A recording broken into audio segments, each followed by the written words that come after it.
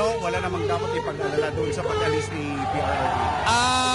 May ipag-alala tayo kasi parang nawalan tayo ng dignidad as a nation because we are supposed to have sovereignty in our country and we are supposed to have power as to what will happen in our country. But what happened was that we allowed a foreign entity to exercise jurisdiction over us. So that's a matter of grave concern to us. So the fact that he was allowed to leave or was required to leave is a question in itself which has to be responded to by the people. Kasi meron tayong sariling batas.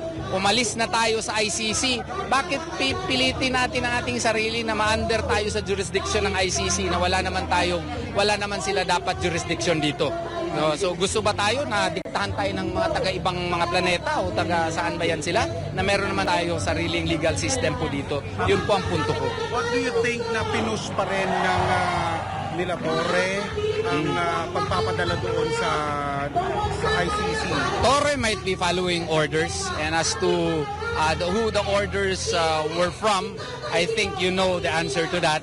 And there may be other motivations which are obvious behind such, but I would not speculate. The fact is, we lost a very big portion of our sovereignty today.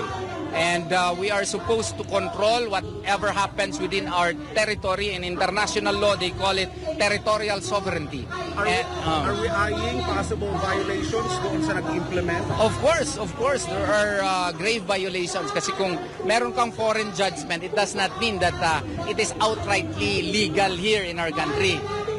If you read Article 59 of the Rome Statute, Section 2 thereof states that the accused has to be subjected to the local competent authority, that he can seek for his provisional release, and there should be a proceeding that has to be conducted to determine first whether or not the arrest warrant really covers him, second whether or not his rights are protected, and whether or not the proceedings that are connected with the acquisition of his jurisdiction were followed.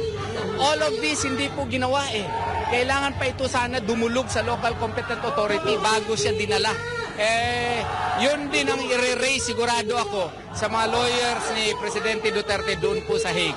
Kasi kung hindi mo i-follow yun, mali ang pag-acquire ng jurisdiction over his person.